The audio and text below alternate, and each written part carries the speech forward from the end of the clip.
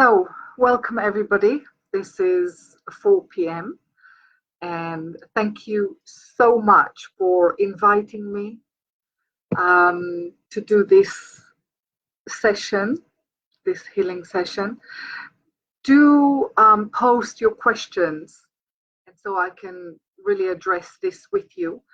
I wanted to say thank you so much to Orgal for actually inviting and initiating this session. So, yeah, uh, here I am at your disposal. And it's a few days before the Jewish New Year, so this is really important time to actually doing some clearing, healing, and letting go of the old. This is the last week of the Jewish year, so it's really very important time. So I look forward to your live questions. Okay, so the whole point of this group is to actually facilitate some quantum healing in our consciousness, in our body. It's my modalities come from the Tantra Kriya Yoga and Kabbalah, amalgamating some Tibetan Buddhist practices and mantras. I use all the healing modalities in my disposal in order to facilitate whatever it is needed and requested. So I have amazing success stories. It is incredible practices, really. Recently, someone very close to me had spontaneous remission completely. 95% of the cancer disappeared, and then the other 5% is now non-threatening. I cannot take the full credit, the person done themselves, but we have been praying regularly, daily. There's groups of us who've been sending healing in certain ways. So also that person acknowledges and thanks us for doing that. This is someone very, very dear to me. There's many success stories on myself as well. I know I look very young, but actually I am of a certain age in my 5th decade, and I feel so rejuvenated. And I healed a lump at the upper sternum just by using mantras and meditation and visualization. I also recovered from I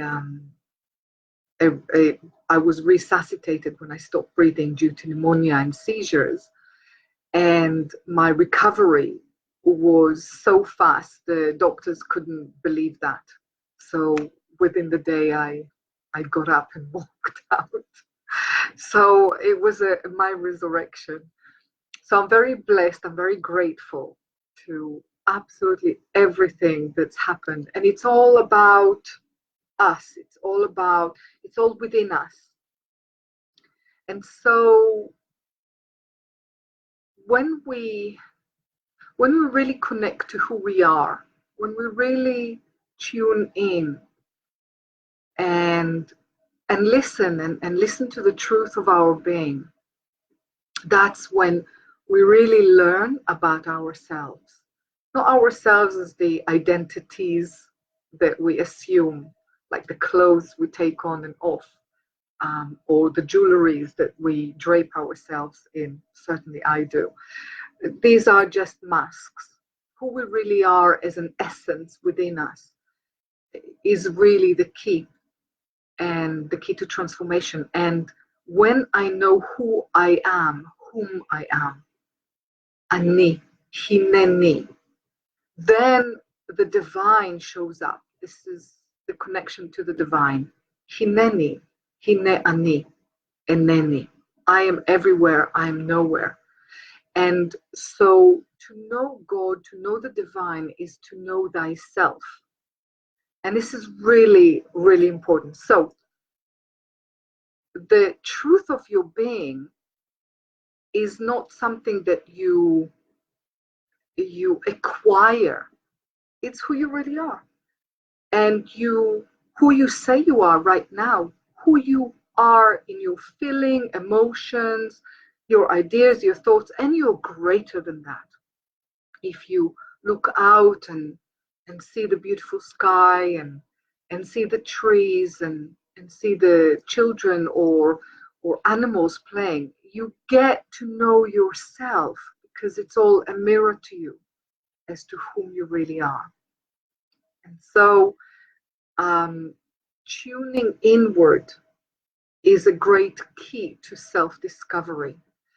And when we go outward to the world, if we come from awe, from inspiration, from wonder, from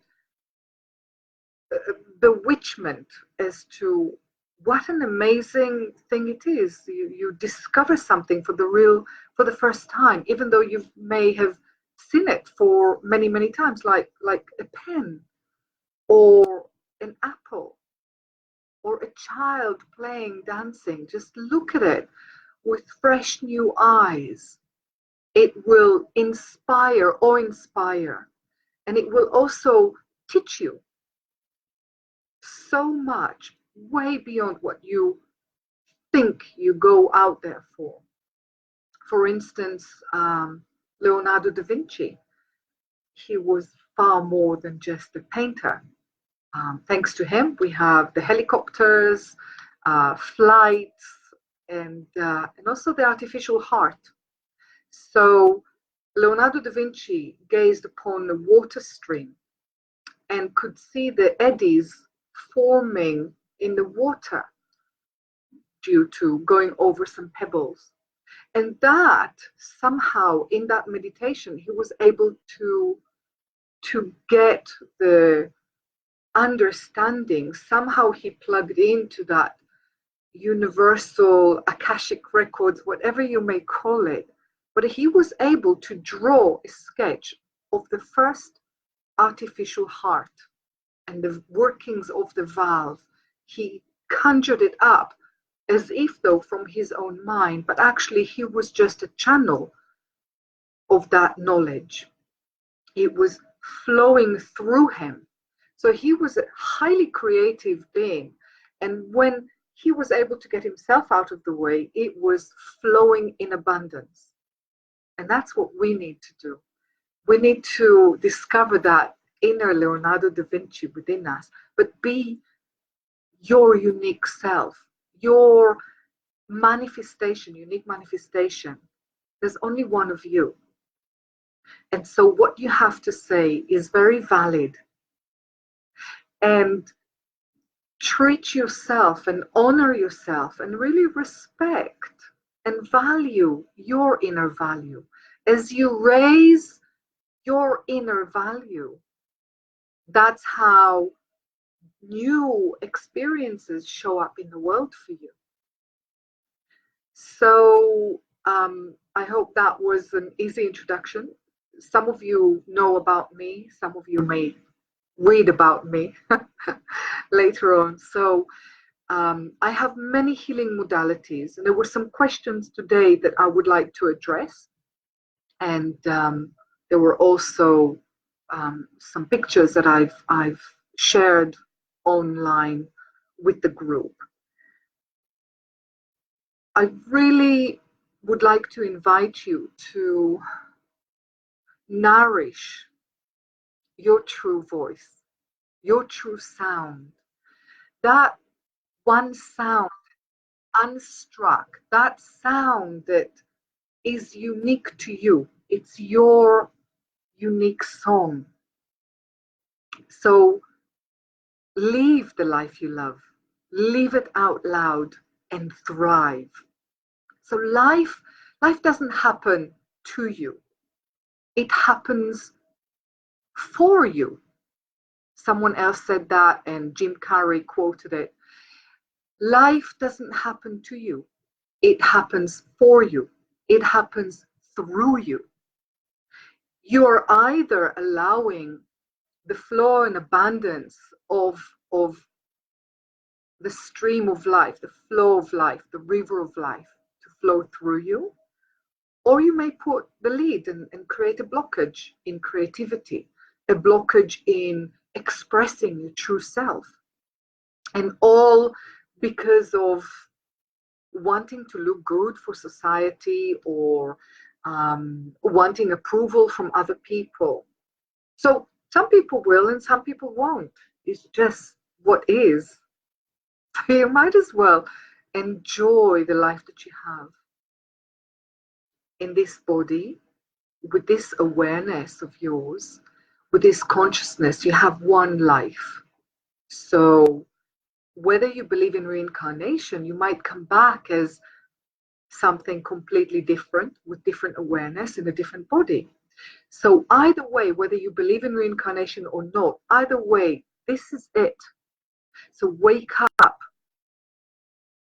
There is no knight in white armor coming to save you. There is no perfect ha ha ha. Everything is perfect just as is. So this is it. If you want a relationship with someone, go out and create that. If you don't desire to have a relationship, that's fine, but own it. Okay? So when there is a disharmony or disease, a disease in the body is a dis-ease. There's no easement in your being. So our diseases start with our aura. It starts in our energy field, way out. And when we are not attuned to our aura, when we're not in line and listening to the whispers of the wind or soul speaking to us through, then it will scream through our bodies. I know that because I refused to listen a few times and I had quite major bumps. So I'm very fortunate, and also because I was testing, myself, my healing ability. So I know it actually works. And I knew when it was going to happen because I was the one creating it. So the body has a map, and I understand that all wanted me to speak about the mapping of energetic mind-body healing. So the body has got its wisdom, and first it manifests in the aura field. And if we're not attuned to that, it will actually permeate and come down the levels of consciousness, and it will somatize into our bodies. The cell actually is communicating something. It always vibrates on a certain level, and there's communication. So a cell can quantum heal itself as it regenerates. It dies and regenerates and creates a new one. Or it can pass on the message of the dis-ease or the healing, depending on our intention, depending on our consciousness, our awareness. A lot of the times when we are ill, it is for a benefit of something. There's a payoff. We become ill in order to have a payoff of attention, in order to have a justification that we are a victim of something. I contracted the pneumonia and the seizures because I did not want to say, I don't want to work here anymore at a very large international company. So, this is really great. Actually, I just got some waves and hearts and hello, everyone. It's so lovely. So thank you for your listening. I really appreciate that. And I love you from the bottom of my heart. Also to those that I don't know. So it's great that you're here. Really appreciate it. So back to this, the body talks to us. And for instance, someone asked earlier today, what does it mean that I broke my left hand, the root of my left hand. So the left hand is really, really important. It's about our creativity. It's about honoring our feminine aspect. This area here is the root of our ability to receive. So this actually heals the diamond of giving and receiving. And this actually deals with our ability and how we put ourselves psychically out there in the world. I hope it makes sense. I will send you some pictures. I will post that picture as well.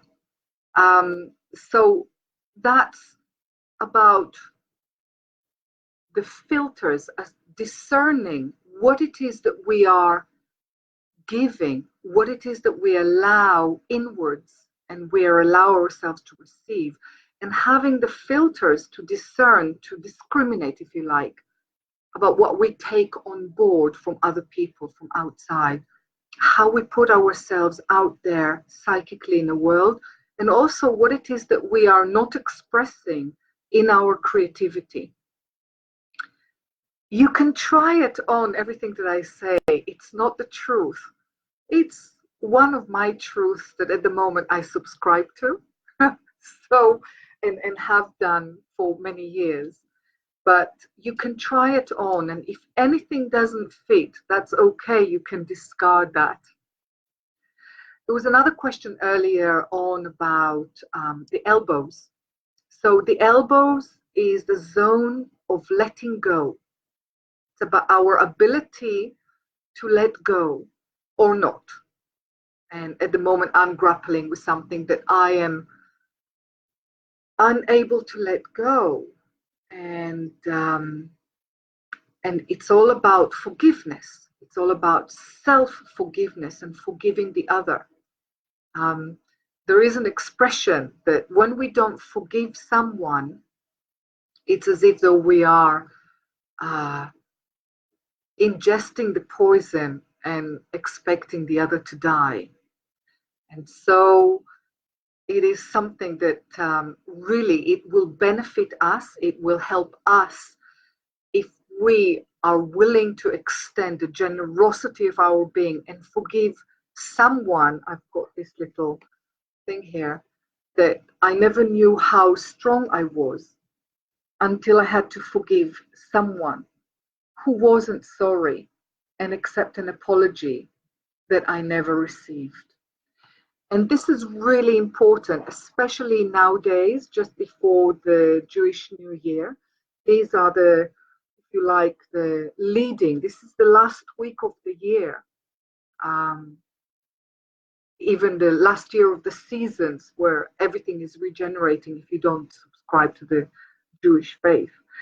And so this is the last Tuesday of the year. I think it's a Tuesday.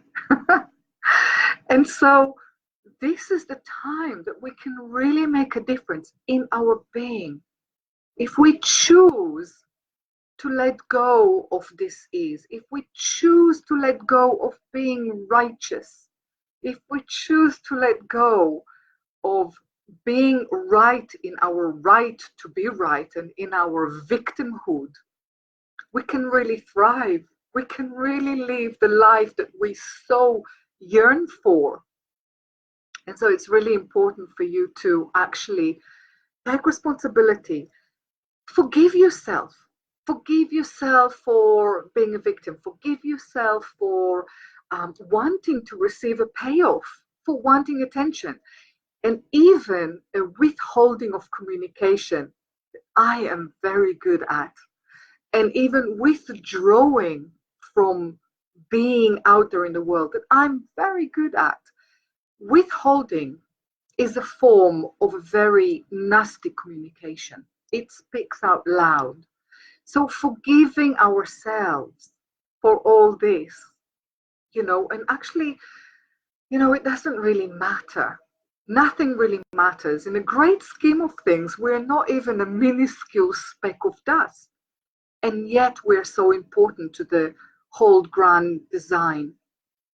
So there's the paradox.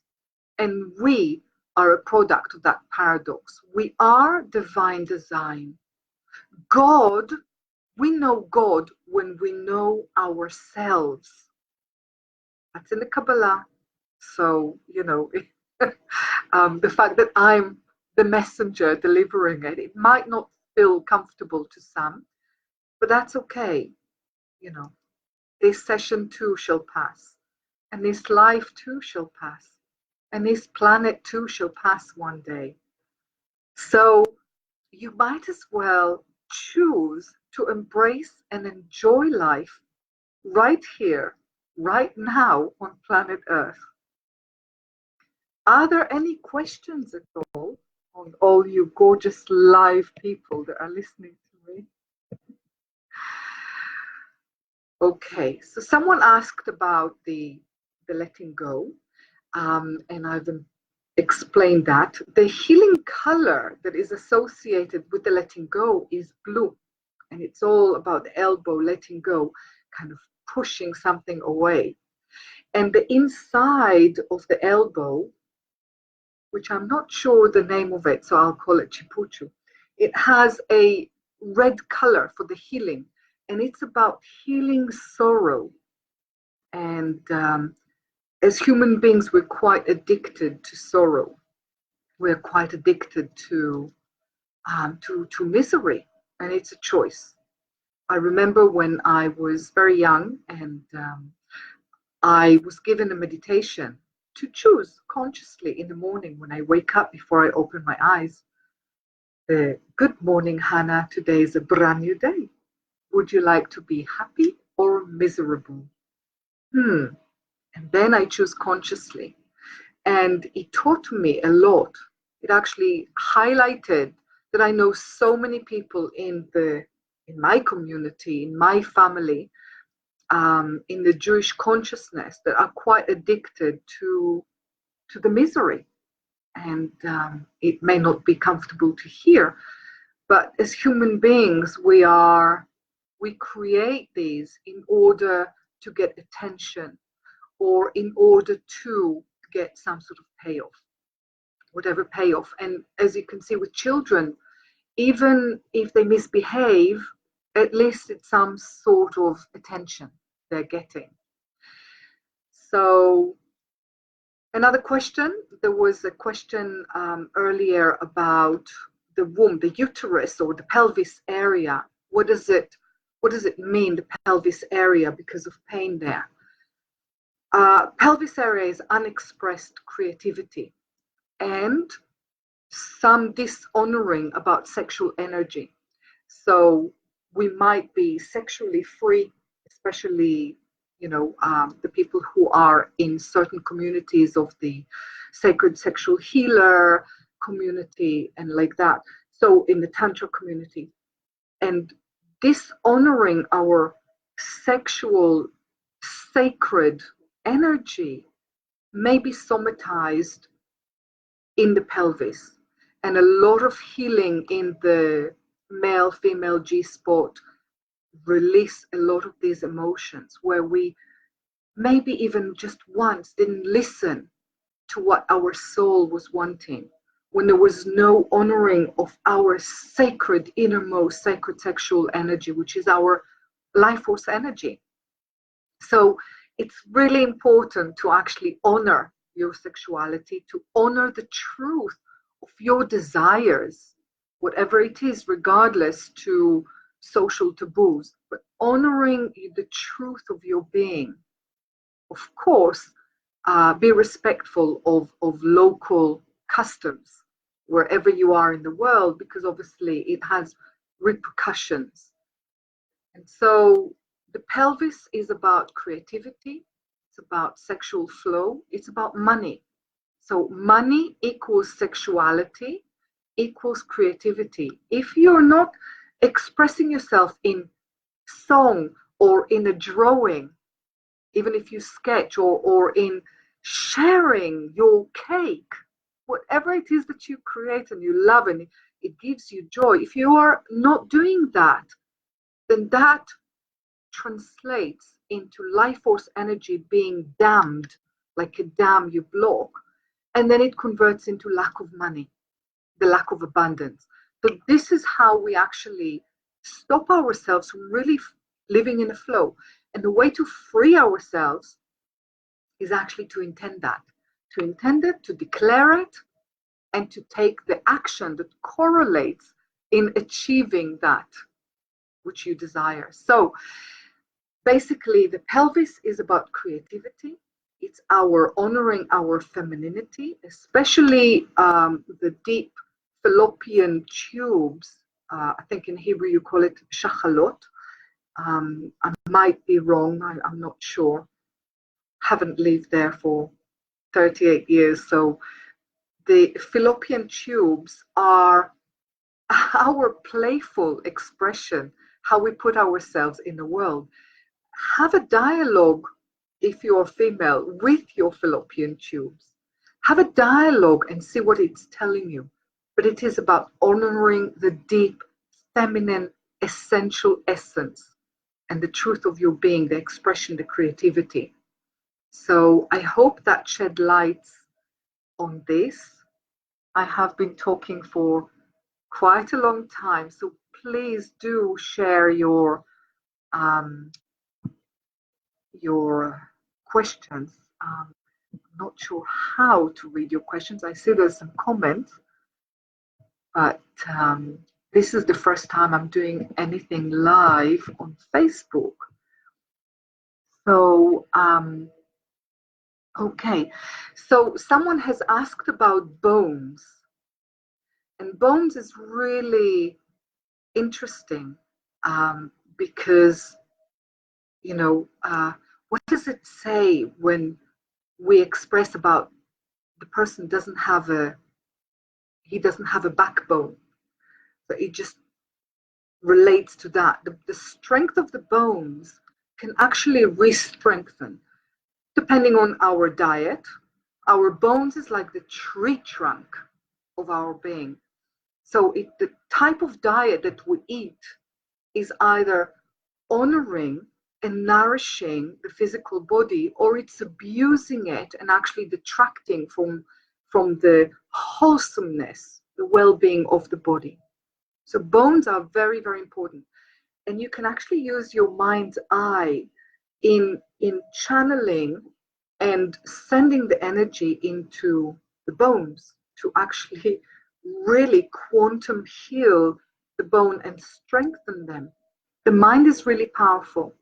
You can visualize and smile to your inner organs. You can smile and heal consciously your bones. The minds are very powerful. The minds, I talk about 5 or 6 essential minds. There's 3 in the brain. There's one which is the stem brain. And then there's the heart brain. Then there's the gut brain. And it's all proven, it's all accepted scientifically nowadays, something that has been talked about in spiritual realms. Now, there's a particular question about the Etzem Hazanav, which is the coccyx bone. So the coccyx bone is really, really important. The coccyx bone in the spiritual realm is the end of the tail of the Kundalini. It's where it all starts from. There are 3 tiny, huge energetic points on the end of the tailbone, which is it makes up, those 3 points make up the Kunda point. And the Kunda point is like igniting. It's like igniting a dynamite stick up the Shushumna, up the central channel. It really is extraordinary. So if you are female and you have a finger inside your yoni or inside the anus that is pressing towards the coccyx bone and just being kept with a certain pressure, and also for male as well, with a certain pressure, not moving, not stimulating, but just being there, bringing consciousness. It's a bit like the ET finger. You bring and you are imagining a light igniting that kunda point. It is a real point. It is phenomenal when it ignites. It comes out as if though you've ignited the thread of a dynamite stick, and it ignites and releases kundalini energy, the life force, vital energy. Very powerful. And of course, if it is in love union, in sexual union, then of course that is contained and channeled in a certain direction, and you can consciously bring it in order to manifest whatever it is that you desire to manifest in the world, dedicated to your vision. So the kunda point is really, really important. It's at the end. It's an energetic point, or 3 points, just off the coccyx bone. So the coccyx bone is really, really important. It's all about our sexuality, our sexual life, raw sexual energy. It's about aliveness. It's about our connection to groundedness. It's about the connection. It's like the root to planet Earth, the root to sexuality. It points inwards to the G spot for the female. It points also towards the clitoris, and it just is phenomenal, the kunda point and the coccyx bone. Then it goes from the coccyx bone into the sacrum, which is like a triangle at the base of the back, and that's where the kundalini is often drawn, as if though it's coiled 3.5 times there. When it's dormant, when it's awakened, it comes out into the spine, and of course the hood opens up over the hemispheres of the brain, as if though there's a cobra within you. So all of that is esoteric, energetic, so if you like, exogetic science, and it's very real. It's been mapped. It is phenomenal. So do try it at home and report. Any other questions? I like that platform. If there is time in Yersman today, maybe a general mapping, or maybe next time with something else, with, I can't read this. Oh, with maps, of course, yeah. So I've sent some pictures. I do have a lot of maps here, but I need specifics because I've got hundreds, if not thousands, of maps. There's thousands and thousands and thousands of nadis in the body. There's more than 122 different chakras. So it's not just the 7 chakras as we know it from the Hindu tradition. There's a lot of secret chakras as well, the Palatine chakras. There's the inner guru chakras. There's the Harit, which just below the heart chakra. The Harit is where the origins of the heart word comes from. So there's a lot of maps. I need specific requests. Otherwise, I can just go off segueing to whatever it is I want to talk, or whatever weird connections my brain makes. So, so yes, certainly the map, if you like, Kabbalah has used the Khamsa as a map to explain. It's not the Khamsa is not really in the Hebrew Kabbalistic tradition. It's not the superstitious aspect that comes from other traditions, because in the Judaic traditions there's supposed to not be any Ain Hara. So that comes later. So the Khamsa is a map to explain realms of being. So there's the map of our being, which is the physical, the emotional, the psychological, the intellectual, the spiritual. So these are certain levels of being, how we evolve through the physical manifest body.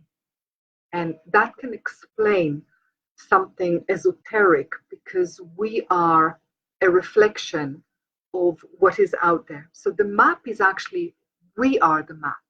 Some of you know the symbol of the Star of David, which is used in many traditions, in Hindu, in Jewish, in Islam.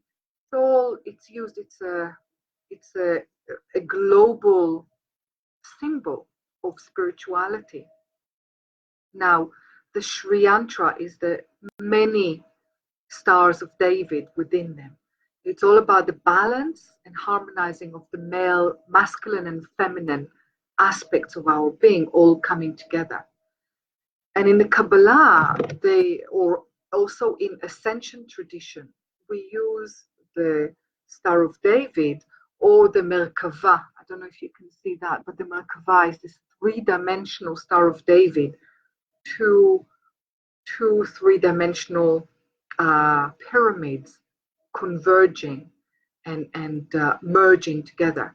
And so you can imagine from the crown chakra down here, there's one base of the pyramid. And then, of course, there's the base here of our kli, our vessel. And then down to either the throat chakra, where we express our truth, or to the heart chakra, where it's a gateway to all that is really, to the truth of our being. And so these maps, and we use that in, for instance, the tradition that I use, I'm happy to share, of the Paratam sound healing. The Paratam sound healing just uses the triangulation and the mapping of the Star of David and the Sri Yantra over the body, and a specific syllables that activate those points. And also, if you imagine a triangle, and in the center of the triangle, that is an important point. So we first activate the outer points, and then we go into the seed syllable, which is really the source of whatever disharmony it is. So I'm going to share with you the Paratam sound healing. Do try and do this in your own groups. I hope I have one of the most accepted version. Otherwise, I'll have to send you the X-rated picture of the mapping on the body. So yeah, that would be it. Any other question? So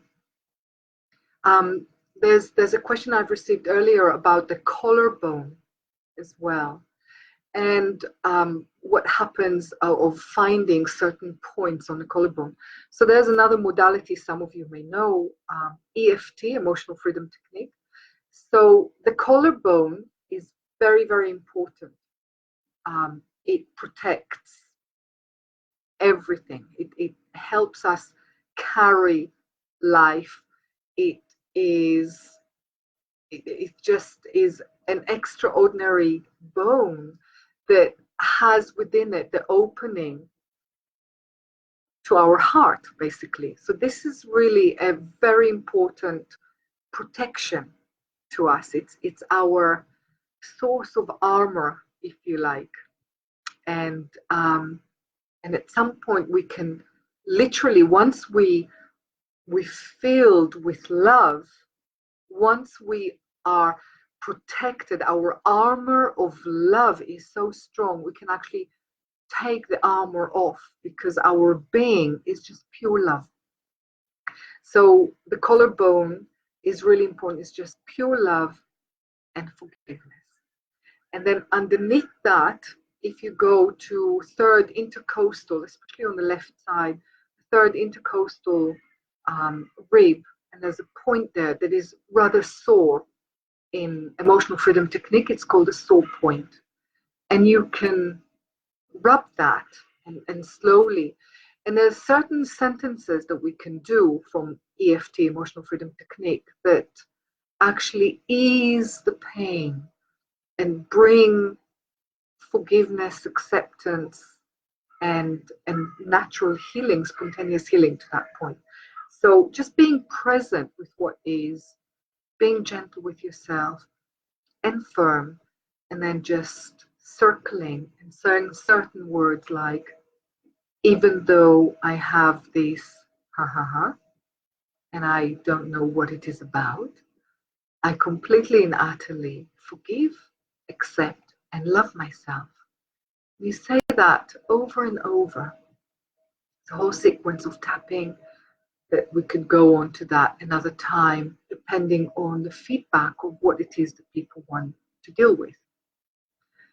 So, anything else apart from the maps? Also, someone asked me earlier in the group, what does it mean? What this, whatever it was, means? So, really, the meaning is whatever it means to you. You are the expert on yourself. You are the ultimate expert on yourself. And if you really look within, if you really listen to what comes without editing, you actually know the truth. You actually know what you need to heal there. You know why you created this ease within the body. If you're really honest with yourself, it's okay not to be. It's okay not to know at certain points, because sometimes you just need to nourish yourself. Your body is saying stop, and that's okay too. And so I'm going to wrap it for now, because I like to speak about specifics, and of course I'm very capable of speaking, waffling on about anything and everything. But what I really want to say is that this is it. This is your life, right here, right now. And it's not a place, and it's not a space in time, because all that is illusory. It's just being life. You are life. You're in the flow of life. Whether you allow yourself to receive the bountifulness of life is up to you. And forgiveness is really important. You're worthy of forgiveness. You're worthy of life and love and all the bounty and abundance of life, just because you are. There's nothing you need to do to prove it. There's nothing you need to do in order to deserve it. So just accept that this is it and allow yourself to receive. And it's like when you go to say it in the Jewish New Year, if people go to pray in a synagogue, first comes the New Year and written in the Book of Life, and then comes the days of judgment and asking for forgiveness and being there in request for forgiveness. Well, first, you're worthy because you are. And then you can bring the evidence as to, and then you're given the chance to actually alter your deeds, alter your reality. So it's you. God is working through you. You are nothing but an instrument of the divine. Divinity needs you to express itself, to experience itself. So enjoy whatever it is, whether it's the honey cake, the apple dipped in honey, whether it is knafe, whatever it is, whatever tradition you're from, just enjoy life and thrive. I wish you all the blessings that you wish upon others. I love you. Namaste.